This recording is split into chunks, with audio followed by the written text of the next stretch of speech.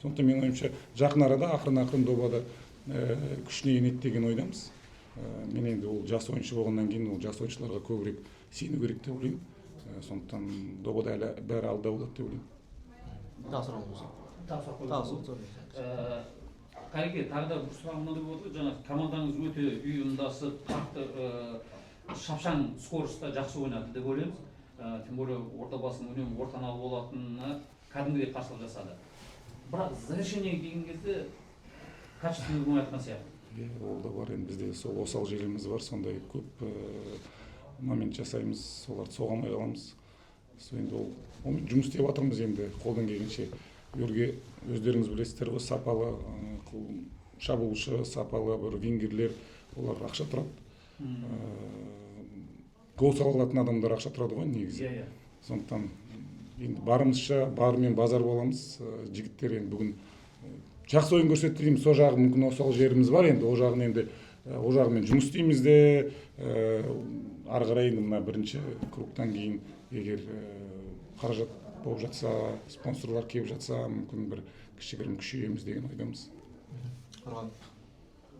Жалпы сіздің командаңызда жастарда мысалы Мәди Жақыпбаев, Мансұр Бірқұлманов және де тағы жасы үлкен ойыншылар бар, ол Бужиков, Балтабек және осы жастар мен үлкендер арасындағы осы байланыс бір, осы сіздердің ұйымдасқан ойындарыңызда жақсы себеп деп ойлайсыз ба? Қандай көмектеседі? Әрине, менің ойымша арасында жастар да болу керек, кіші жасы үлкен де жігіттер болу керек, өзінің жаңағы тәжірибесін, өзінің жаңағы өмірдегі көргенін кішкене айтып, жігіттерді алдыға салып, жігіттерге дұрыс жерге барсын, өзінің ойынымен көрсететін сондай ойыншылар керек деп ойлаймын. Сондықтан бізде қазір енді әрине жасқа қарайтын болсақ, орта жасымыз кішкене үлкенірек болып тұр. Енді ол менің ойымша ойыншылардың жоқ емес, ойыншылардың сапасына қарай алып жатырмыз өзіміз сөйтіп. Сондықтан жастар мен үлкен жігіттердің арасындағы қарым-қатынас бізде жақсы, сондықтан ол дұрыс деп ойлаймын. Мен өзім бапкер ретінде арасында тек қана жастар ғана болмау керек, арасында үлкен Серікжан сияқты, Асқат сияқты сондай жігіттер арасында болып, тәжірибесімен бөлісіп, үлкендігін көрсетіп, алдыға жаңағындай бір жігіттерге футбол не екенін көрсету керек қой, қалай ойнау керек екенін. Біз енді тренировкада былай, ал өздері арасында сөйлеседі, арасында бір-бірімен жаңа сұхбаттасады, сондықтан сол жағынан жақсы көмек болады үлкен жігіттерге. Қайреке, Сіңбекке қош келдіңіз. Рахмет. Бұл енді кубоктық ойын, Құдай қаласа, Алла қаласа 3 күннен кейін ХПЛ ойыны бар. Сол ойындағы дайындық бұл кубокке қарағанда ерекше бола ма? Ойын скорысы немесе тактикалық жүйеде? Мүмкін бір тактика өзгеретін шығар, өйткені біз қазір Ордабасымен ойнап көрдік, Ордабасының күшін сынап көрдік. Қалай ойнайтын енді мүмкін Ордабасы да бірдеңе өзгертетін шығар, білмеймін.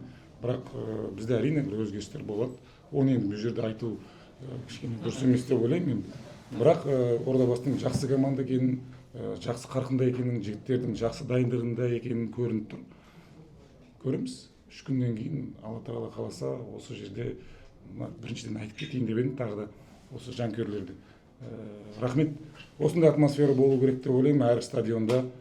Бізде Ақтөбеде де сондай, Алматыда бар, енді Ордабасы да қосылып жатыр. Керемет жігіттердің өздеріне де жер береді.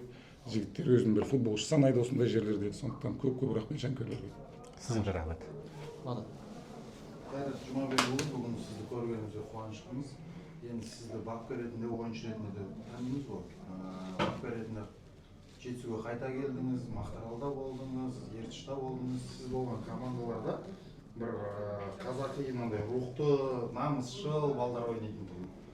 Әрдайым жеңіске сол характердің арқасында жетіп жатыр.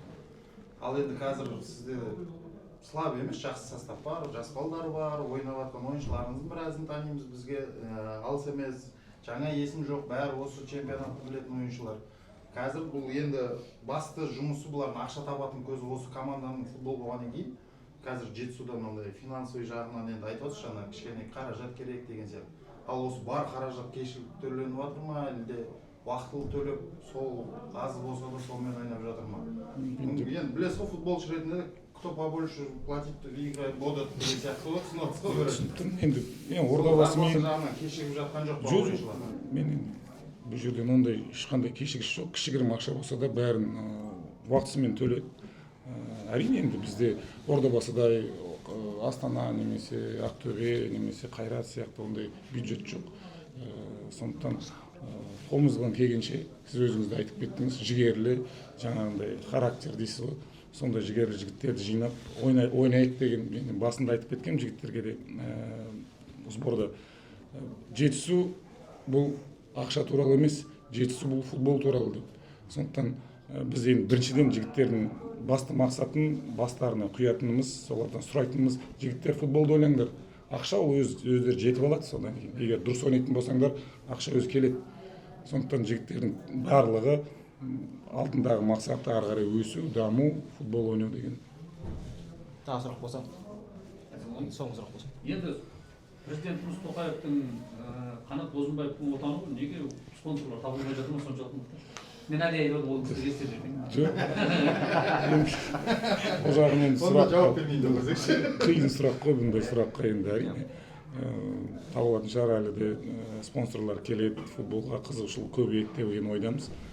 Бірақ қазірде мына облыс әкіміне, футболға қарайласып жатқан жігіттерге, үлкен кісілерге көп рахметімізді айтамыз. Соған қарамастан жетісуға қаражатын бәрін орнымен, бәрі уақытысымен беріледі. Сондықтан сол кісілерге көп рахмет. Енді келіп жатса, спонсор келіп жатса, көрерміз, күтеміз. Қанат Бозымбаев таппаса, Бейбіт Исабаев таба алмайтын шығар енді.